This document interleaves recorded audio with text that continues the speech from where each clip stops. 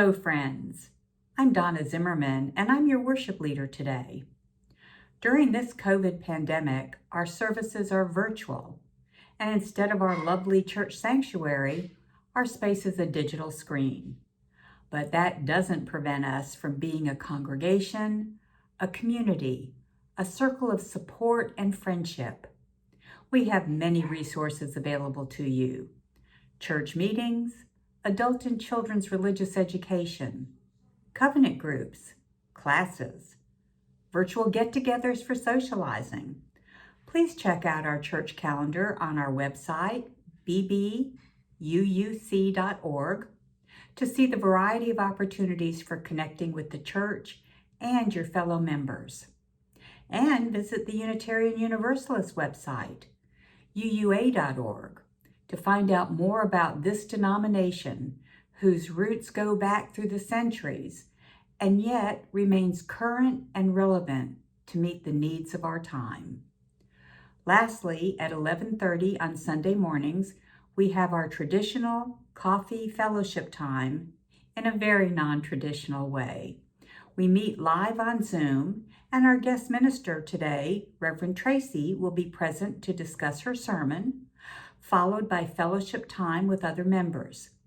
See the email that came out on Friday from this week at BBUUC for the Zoom link.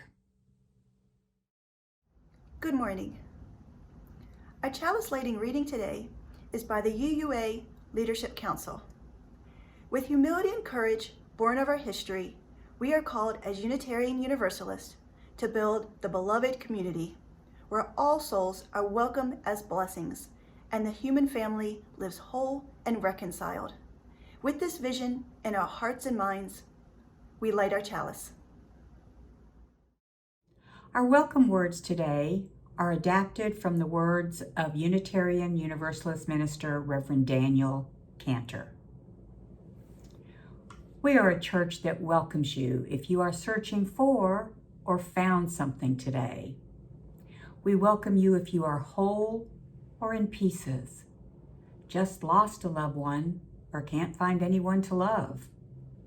We welcome you if you are just out of rehab for your hip or for your heart, inked and pierced or not, young or old, gay or straight, or anywhere on the continuum.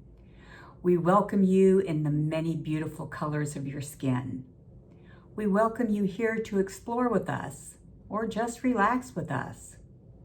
We know who we are. We are a church that sees truth in many stories, seeks growth from many sources, and holds true to our traditions of being genuinely inclusive, joyfully deep, and rationally spiritual. If this speaks to you, you just might be in the right place. We welcome you here.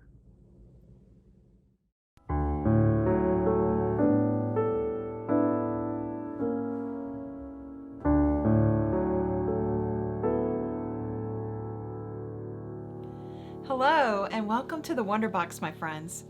As I was getting ready for our story today, I found this note in our box. I wonder what it says. Maybe our story today will shed some light on it.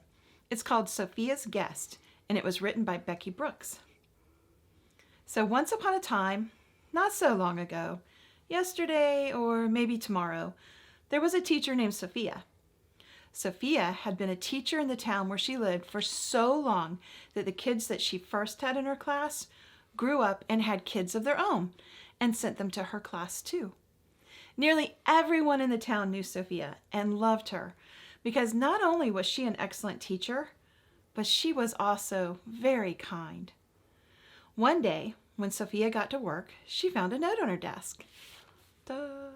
And the note read, "Dear Sophia, I will be around tomorrow. I wonder if I might stop by your house for tea tomorrow afternoon. Your friend, God."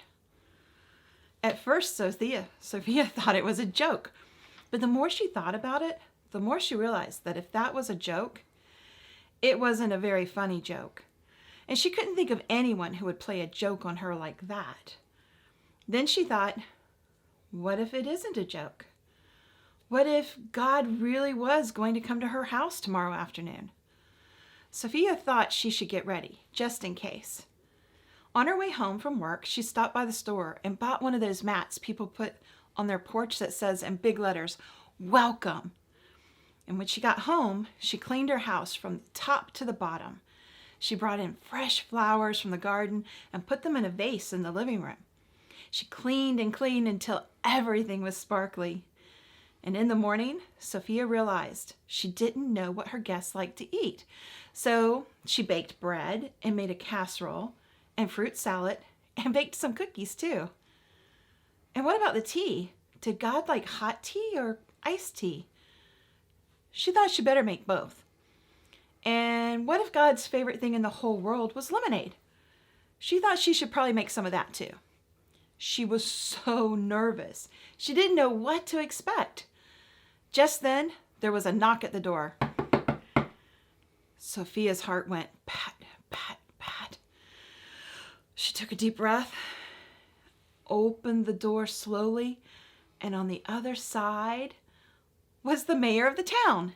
"Hi, Sophia. I was walking by and smelled the delicious fresh baked bread." Sophia said, "I'm so glad you're here. Come in, come in. I'm expecting a very important visitor who you might like to meet. Please come in and make yourself at home." Sophia and the mayor sat, having a nice discussion when there was at the door. Sophia's heart went pat, pat, pat. She took a deep breath.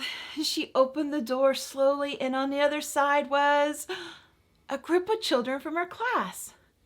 "Hello, Miss Sophia. We were walking by and noticed the smell of fresh baked cookies." Sophia said, "I am so glad you're here. Come in, come in. I'm expecting a very important visitor who you might like to meet. Please come in and help yourself to some cookies." The children were giving the mayor some much needed advice when there was at the door. Sophia's heart went pat, pat, pat. Deep breath, opened the door, and it was the entire Women's Covenant group from church. "Hello, Sophia. We heard the tea kettle and laughter and thought you might be having a party." Sophia said, "I am so glad you're here. Come in, come in. I am expecting a very important visitor who you might like to meet. Come in and make yourselves at home." All afternoon, people stopped by Sophia's house, lured by the yummy smells and happy sounds. The townspeople filled her house upstairs and downstairs and overflowed into the backyard and the front yard. As they got hungry, they made dinner together and ate as the sun set and the moon rose. It was a great party.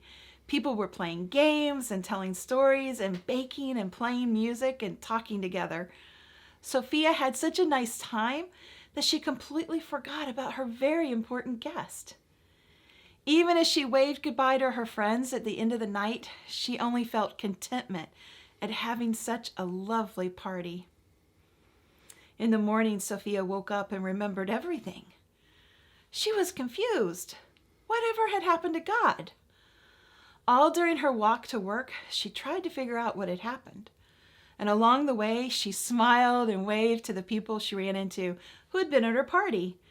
She thought to herself, she really should do that again sometime. When Sophia arrived at work, she was surprised to find another note on her desk. It said, "Dear Sophia, I had such a wonderful time yesterday. The bread was delicious. The cookies were divine. Tea mixed with lemonade is my very favorite. Thank you for being such a wonderful host. I hope we can do it again soon. Love, God." Wow, Sophia was a good hostess. She thought of every little thing a guest might need or like when they came to her home. I wonder, how can we, you and I, prepare for an unexpected guest? What questions do we need to ask ourselves to be radically hospitable to all who come through our door? And with this, our story is told. Until the next time. We may be separated in person, but we are still connected in our hearts and our spirits. As a church community, we support each other in troubles and celebrate in happiness. That's what friends do, and the physical distance is immaterial. We light a candle for this week's birthday celebrations. Manny A. celebrates his birthday today on the 20th. The lovely twins, Jenna and Julia S., share their special day on the 22nd. Nick R. and Adrian C. both have birthdays on the 25th, and Megan K. and Linda S. both share a celebration on the 26th. A big happy birthday to each of you. We light a candle of joy for Morgan J., who rang the bell last Sunday at Shands Hospital in Gainesville. The ringing of the bell is a traditional ceremony held at the hospital to mark the end of chemotherapy. We are so proud of Morgan. A candle of continued good wishes as Sandra M. moves ahead with her recovery from shoulder surgery with lots of therapy and home health care. Calls and cards are welcome. A candle of gladness for Ellen M. on her return from visiting her son David in Seattle. She was there before the fires and smoke. Her son Eric, who recently passed away, had an interest in the organization Innocence Project. If you would like to contribute to this organization in Eric's name, please visit innocenceproject.org. There is a page to dedicate a donation. The candle of sadness for Marianne M., who lost her canine companion last week. Marianne is quite the animal lover and is comforted by her inside and outside cats. She has gone to Minnesota for a few days to attend her aunt's funeral and spend some time with her family. Another candle of sadness for Reverend Carmen, our affiliated community minister, who lost her beloved 17-year-old cat Rufus last weekend. A candle of joy for Donna Z., who has been accepted into the Baptist Hospital Interfaith Clinical Pastoral Care Education Program. A candle of concern for Reverend Amy, who is under the shroud of smoke at her home in Seattle. Our thoughts are with the many people in our western states who have lost so much to the devastating blazes, as well as those who battle the fires and provide rescue and assistance. And we light a final candle for those joys and concerns that remain unspoken in the quiet of our hearts. Giving is a sacred act because it's a choice. It's not a bill to pay or something we have to do. It's something we choose to do because we know our hard-earned money goes to support something we value and hold dear. It's a choice of the heart, not an obligation. Thank you for your ongoing support of your pledge for the continuation of our ministries within the church and to the community. And for the month of September, the plate collection will go directly to the UUA Disaster Relief Fund to provide on-the-ground relief effort for the UU congregations and members who have been affected by things like the horrific West Coast fires, hurricanes, and other disasters. Those most vulnerable are frequently the first impacted and the last assisted.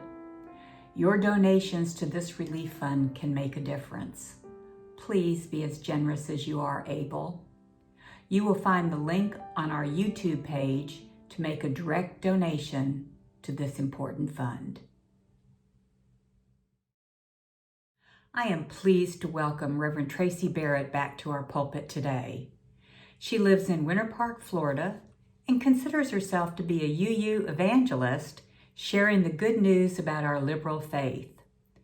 She has served as the student minister at Tracie UU and for 3 years as the consulting minister for the UU congregation of Lake County.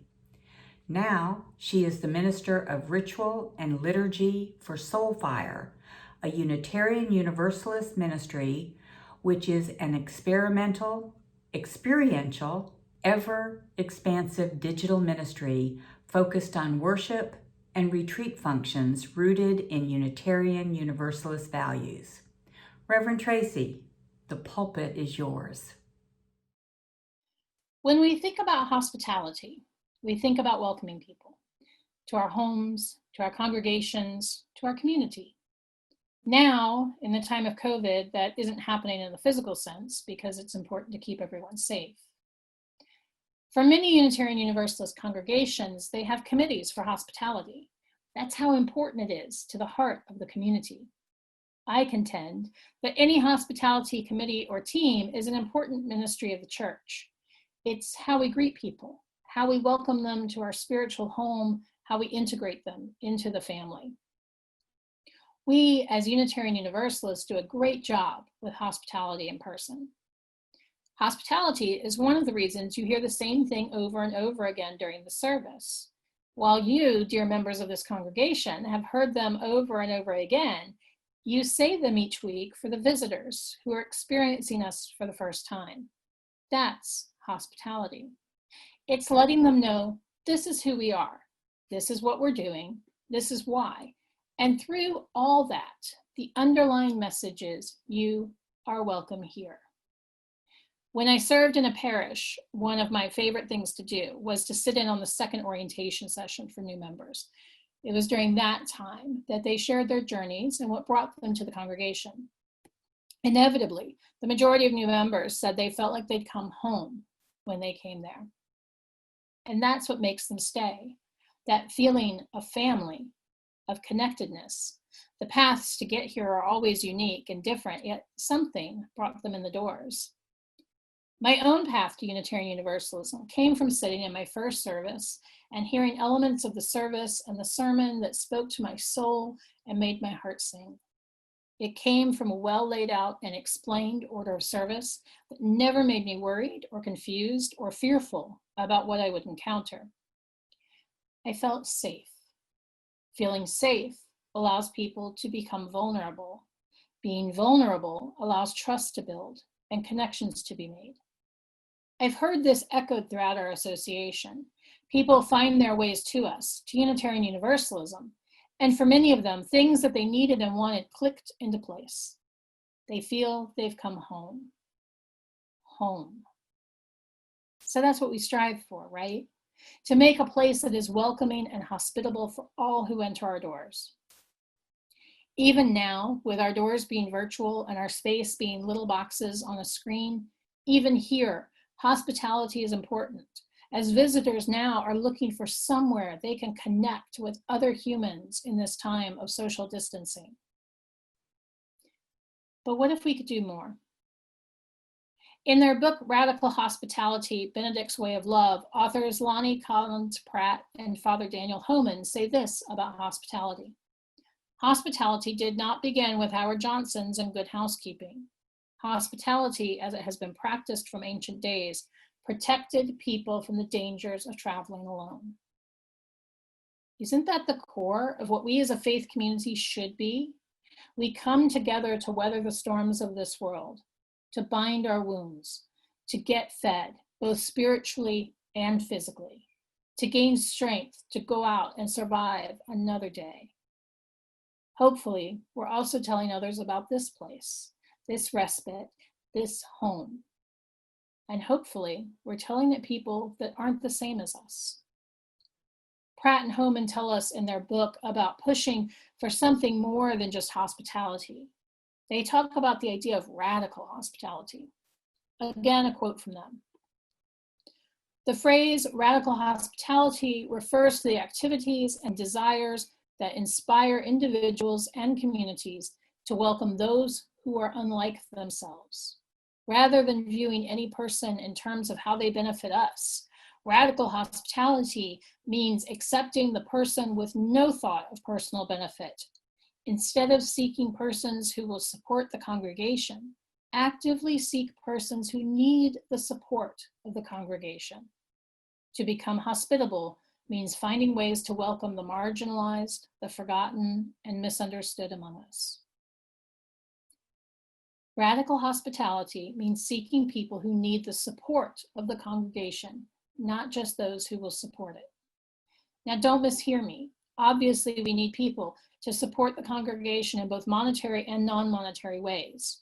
What I and the authors of this book are saying, though, is that if we are looking to extend radical hospitality, we shouldn't be looking just at what someone can contribute.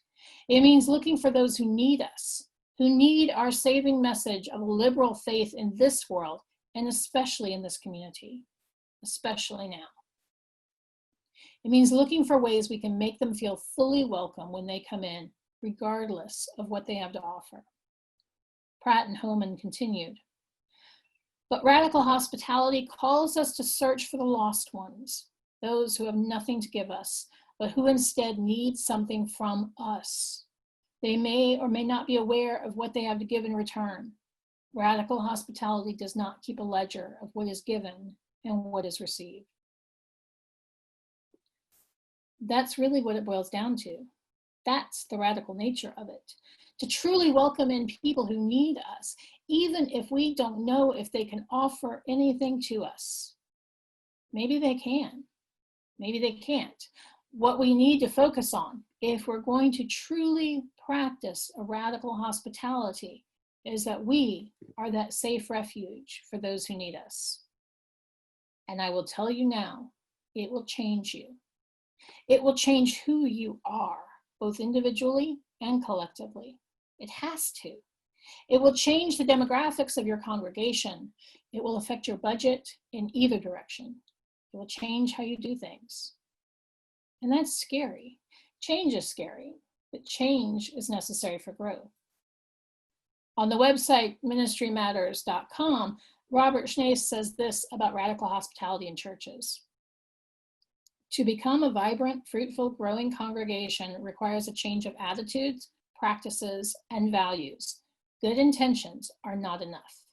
Too many churches want more young people, as long as they act like old people, more newcomers, as long as they act like old timers, more children, as long as they are quiet as adults, more ethnic families, as long as they act like the majority in the congregation. We can do better.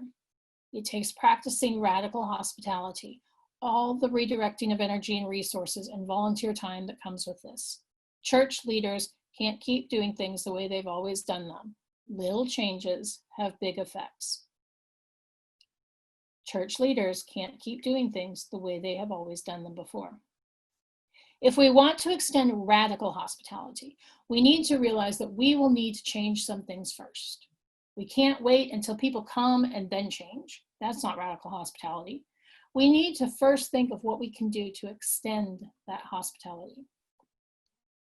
I want you to think about all the activities you offer here, both before the pandemic and now. And now put yourself in the position of someone who works full-time during the week. Do you feel welcomed in this community outside of Sundays? How about a single parent with small children who aren't in school yet, or because of the virus are being homeschooled virtually? How about working parents who are juggling that gut-wrenching decision of whether or not to send their precious children back to face-to-face schooling? What about a high school student, a college student? What about a family with kids and both partners want to attend the same event? What about someone who may not be able to drive? What about someone who isn't well-versed in technology, or is and can't access the technology or the internet due to economic issues? If you want to grow, if you want to bring in more people, you have to think about doing things differently. Now that we're relying on video conferencing, how are we building community? How are we making sure people feel welcome? How are we making sure they know about our events? How are we inviting in new people? Over the last few years, in various conversations with various strangers and friends, I've had the same question asked of me once they find out I'm a Unitarian Universalist minister. Well, the question after, what does that mean? That question is usually along these lines. That sounds really interesting, but I'm a Christian. Would I be welcome in your congregation? The answer should be yes. After all, we as a faith tradition come out of two different Christian denominations. The Bible is one of our sources. I know many Unitarian Universalist Christians. So yes, there is a place for them in our faith tradition. I would hope there is a place for them in every congregation. Sometimes, though, what we say and how we are end up being two different things. So I'm calling us to think about how a Christian or a theist entering this congregation for the first time might feel. So how do we achieve this radical hospitality? Again, Pratt and Homan and Benedict's way. Hospitality does not focus on the goal of being hospitable. It's not about the one offering hospitality. Instead, it is singularly focused on the object of hospitality, the stranger, the guest, the delightful other.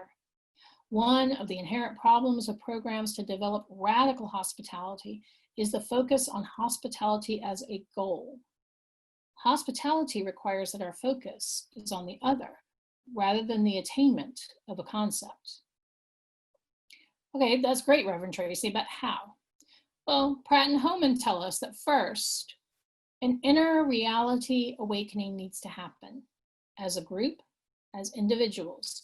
Those who wish to make their community more open to others must become convinced that it's necessary.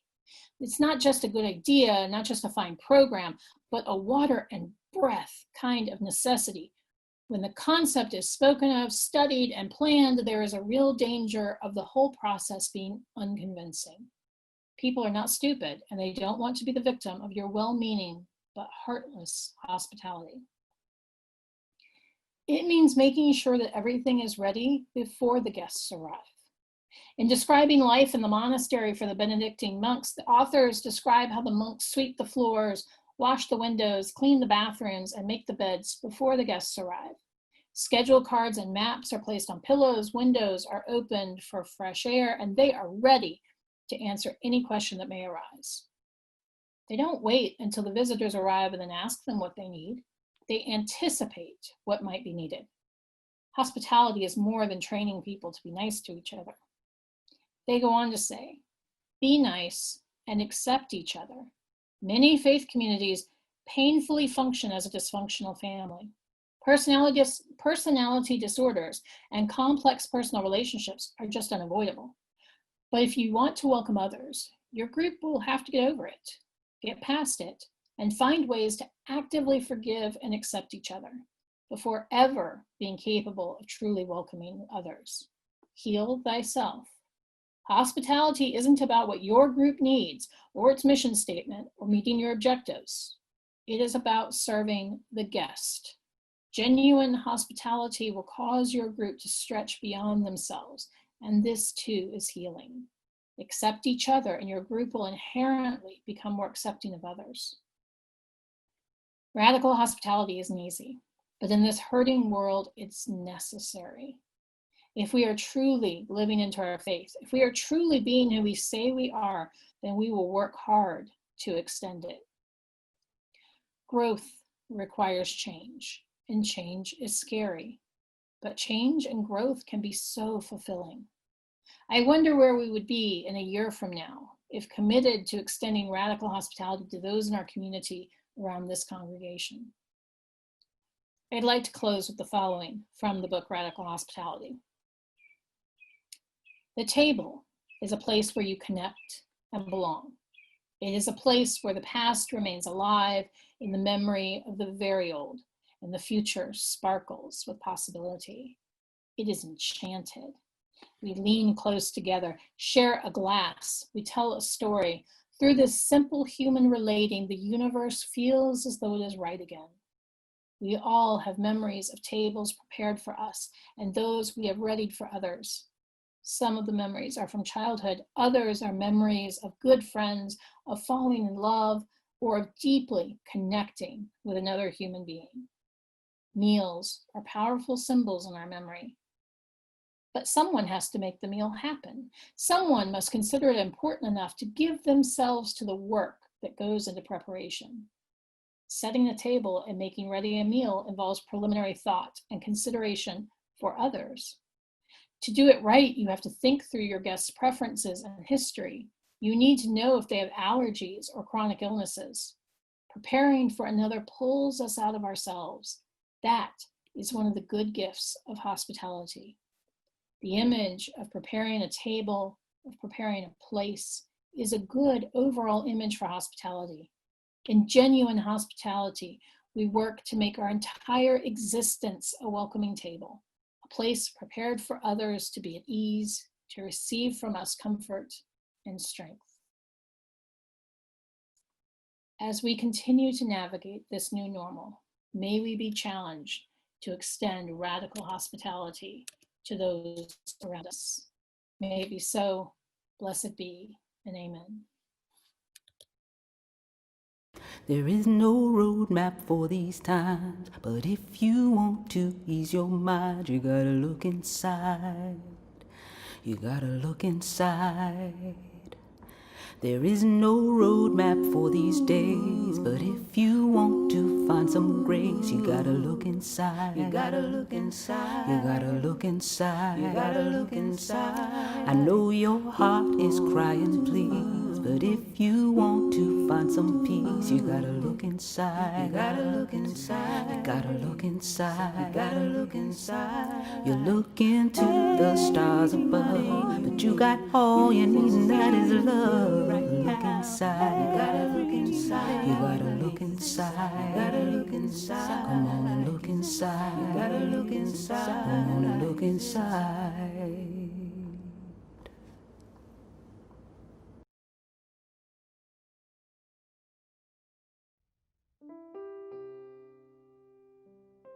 As we extinguish our chalice, I invite you to listen to the words of Jean Ricard. We have a calling in this world. We are called to honor diversity, to respect differences with dignity, and to challenge those who would forbid it. We are people of a wide path. Let us be wide in affection and go our way in peace. May it be so. Our worship has ended. Now, let our service begin.